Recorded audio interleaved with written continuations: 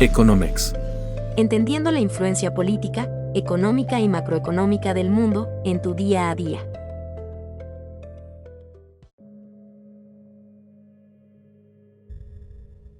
Arranca el 2026 y esto nos obliga a detenernos y mirar con calma qué es lo que está pasando realmente con la economía mexicana, más allá del discurso oficial y de los titulares de la prensa tradicional, muchos de los cuales pues, suelen ser optimistas.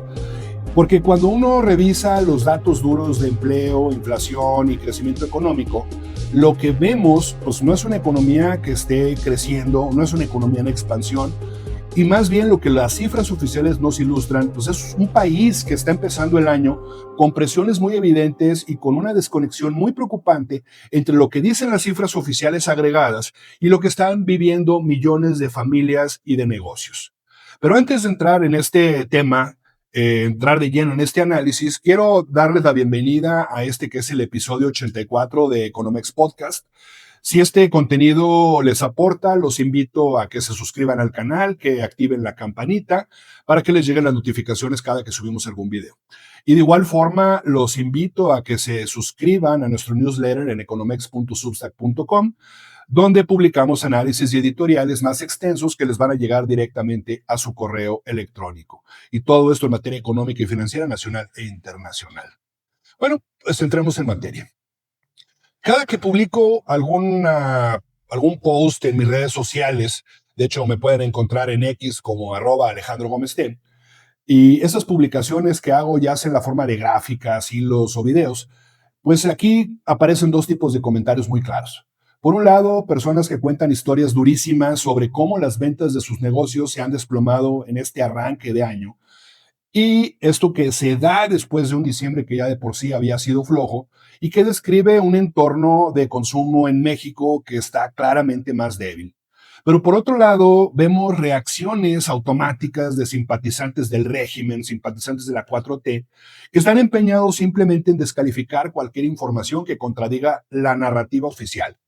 Y esto lo hacen sin aportar nada en cuanto a datos ni a la experiencia cotidiana de las empresas y de los hogares. Entonces, pues esta polarización obviamente es política, pero también es económica y no se entiende cómo puede haber dos tipos de visión coexistiendo al mismo tiempo. Y bueno, esto se nota con claridad cuando analizamos el mercado laboral. Y durante 2025, la creación de empleo formal afiliado al Seguro Social fue de 278,697 plazas, lo que representa un crecimiento anual de 1.3%. Y en apariencia el dato podría interpretarse como estabilidad, dado que en 2025 habríamos crecido, todavía no está el dato oficial, pero habríamos crecido un 0.4%. El problema es que es lo que hay detrás de ese número. Y sucede que 3 de cada 4 empleos que supuestamente se crearon en 2025 corresponden a trabajadores de plataformas digitales como Uber, Didi y Rappi.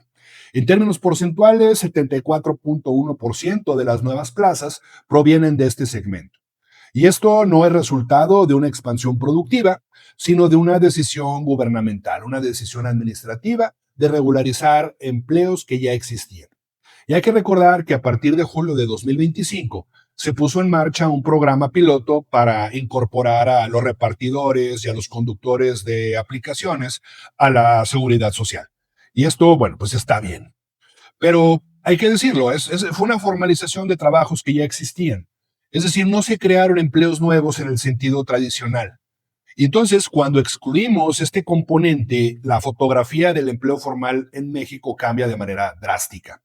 Tenemos que la creación de empleo asalariado regular se reduciría a apenas 72,175 plazas en todo 2025. Esto convierte al año que acaba de terminar en el de peor desempeño en materia de empleo desde el año 2003, hablando de los años en los cuales pues, no hubo recesión. Entonces, el crecimiento del empleo, sin considerar estas plataformas digitales, pues habría sido de solamente un crecimiento de 0.3%, inclusive por debajo del 0.5% que se esperaba por parte de analistas. Y otro punto a destacar es que solo el 13% de los trabajadores de plataforma, incluidos en la prueba piloto, cumplen con el umbral, para ser considerados asegurados integrales. Y esto, pues lo que abre, pues son una serie de dudas serias sobre la calidad y la profundidad de esta formalización laboral. El comportamiento del empleo a lo largo del año, hay que decirlo como es, refleja cautela, pausa y miedo a contratar por parte de la mayoría de las empresas. La incertidumbre por factores internos que hemos comentado desde este espacio, como la reforma judicial, la desaparición de los organismos autónomos, sumada a las dudas sobre la relación comercial con Estados Unidos, pues mantuvieron a muchas empresas en el año 2025 en modo de espera. Es decir, decisiones de inversión y contratación se postergaron durante prácticamente todo el 2025. Y basta con ver el dato del INEGI, que es brutal, una caída de la inversión fija bruta del 7% en el 2025. Entonces, para darnos cuenta de lo que vivieron muchas empresas en México el año que acaba de concluir, pues este dato es avasallador. Y a esto hay que sumarle el desempeño sectorial. Sabemos que hubo una queda importante en la producción industrial, particularmente en la minería por el tema petrolero, la construcción y también contracción en la manufactura, y también desaceleración de los servicios, lo que limitó severamente la capacidad de generación de empleo. Al cierre del año, 18 de los 32 estados de México reportaron una menor cantidad de asegurados con respecto a lo que tenían en diciembre del 24. Campeche cayó 8.3%, Tabasco 3.8%, Coahuila 3.6%, Sonora 2.4%. Y el cierre del año, lo que es también muy grave, es que esta fragilidad que vemos es que en diciembre de 2025 se perdieron 320.592 empleos formales. Es la peor caída mensual para un diciembre desde 2022. Y sí, sabemos que es un ajuste estacional y que, pues de alguna forma, fue menor de lo que cayó en 2024. Pero entonces en diciembre del 25 se perdió la mitad de los empleos que se había generado entre enero y noviembre de 2025. Y si vemos la historia reciente, pues el contraste es muy brutal. Entre 2010 y 2019, México generaba en promedio más de 600,000 empleos formales al año.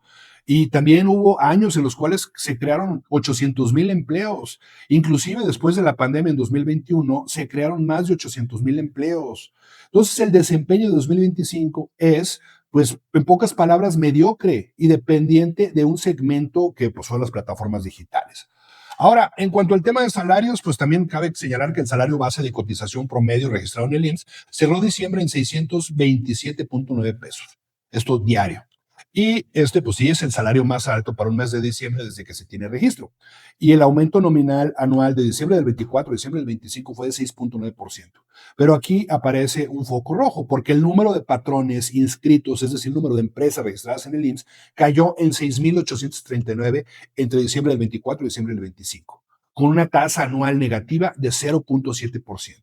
Entonces, más allá de la explicación oficial, el dato lo que nos muestra es que hay un entorno en el cual las empresas están cerrando y es un entorno bastante complicado. Ahora pasemos a la inflación. En 2025, la inflación cerró en 3.69%, que es el nivel más bajo para un año completo desde el 2020. Y este INPC, que mide el INEGI, acumula 6 meses dentro del rango objetivo del Banco de México de 3% más o menos un punto porcentual. La desaceleración se explicó básicamente por el componente no subyacente, que fue de 1.61%. Las frutas y verduras cayeron 5.62%, los energéticos subieron apenas 0.18%. Pero el componente subyacente sigue siendo muy elevado, el de mercancías y servicios, 4.33%.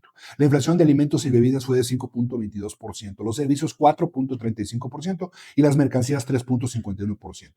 Y aquí es muy importante hacer una precisión. Nadie está cuestionando el dato técnico que publica el INEGI.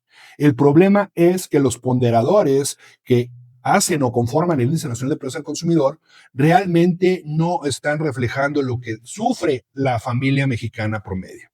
Las familias pues compran comida, pagan transporte, servicios, renta, rubros que siguen siendo muchísimo más caros que hace 2 años, 3 años. Entonces, cuando hablamos de una inflación en torno a un 3.6%, eso no es lo que está viviendo una familia mexicana. Y hay una encuesta de Research Land que quiero platicarles que confirma que en este arranque de año, básicamente el 70% de las personas están sufriendo pues, los problemas de la cuesta de enero. El 19% de las familias dice que gastó en exceso, el 16% pues ya traía deudas desde antes, desde los meses de noviembre y anterior, y lo que sucedió con su gasto de diciembre, más aparte la inflación, es que pues pinta un deterioro significativo en la capacidad de compra. Y es por ello que muchas familias están limitando su gasto y esto lo están resintiendo muchos negocios. Esto aunado a que subió el IEPS, que también para muchas empresas pues hay un mayor costo por el aumento al salario mínimo, pues hace prever que el arranque del 2025 pues sea bastante complicado. La perspectiva para la inflación para este 2026 pues no es halagüeña. Muchos analistas están previendo que puede ser de 4.2%.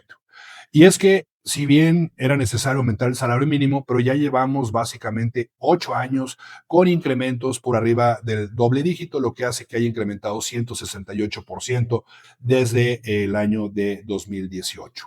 Y esto, sin avances en la productividad, lo que hace pues es provocar mayores presiones en costos para las empresas y que haya una mayor incidencia del empleo informal. Por otra parte, quiero también platicarles que pues, se publicó la encuesta Citi de expectativas y para este año el crecimiento económico se espera que sea en el mejor de los casos 1.3%. Habiendo grupos financieros como lo que es Scotiabank, que está previendo que este año la economía mexicana crezca solamente 0.6%. Básicamente la mitad de los participantes en la encuesta está hablando de un crecimiento en torno a un 1%. Y esto pues se suma, como les digo, a un crecimiento que solamente habría sido de 0.4% en el 2025, lo cual pues nos llevaría, lo más probable es que en el promedio de los 2 primeros años de la administración de Claudia Sheinbaum, el promedio de crecimiento económico en México sería de 0.7%, inclusive por debajo de lo que fue el promedio de crecimiento económico en el sexenio de López Obrador. Entonces, pues básicamente lo que quería yo informarles en este episodio es pues cómo están las cifras del empleo, que ya vimos que básicamente se creció poco y de lo poco que se creció fue una formalización laboral. Preocupa la caída en el número de patrones y también, desde luego, preocupa el dato de inflación que les comentaba. O sea, yo platicando con pues, diversas personas, para ponerlo en términos sencillos, significa que si hace un año el gasto familiar era de 10,000 pesos, ¿a poco ahora el gasto familiar promedio es de 10,360 pesos? Evidentemente no. Es por ello que pues no descalificamos la forma como el INEGI mide la inflación, pero evidentemente los ponderadores que conforman el INPC están mal. Y por último, pues el tema que les comentaba de una expectativa de crecimiento que si bien pudiera ser superior a lo que creció la economía mexicana en 2025, pero es claramente insuficiente para lo que México necesita. Y desafortunadamente, pues esa va a ser la tónica de la administración. Muchos me preguntan, oye, ¿cómo ves? ¿Por qué no estamos creciendo más? Pues es que en el paquete económico que se aprobó, pues no hay nada diferente a lo que se hizo en 2025. Y pareciera que la apuesta del régimen es pues sacar adelante el TEMEC, que regrese la confianza por ese factor externo que se pueda resolver y que con base en ello vuelva a haber inversión productiva. Pero fuera de eso, pues seguimos viendo que la inversión productiva está deprimida por esta incertidumbre. De igual forma, pues cada vez se destina menos dinero a la infraestructura, al gasto público de inversión, y pues todo esto va limitando las posibilidades de crecimiento. Este es el episodio 84 de Economex Podcast. Yo les agradezco que se hayan quedado hasta el final. Si les pareció un material importante, interesante, los invito a que le den like al video, que le den clic a suscribirse al canal, dando clic en la campanita, que le den like al video y que se suscriban a nuestro Substack en economex.substack.com para que reciban todos nuestros reportes directamente en su correo electrónico. Soy Alejandro Gómez Tamés y esto es Economex.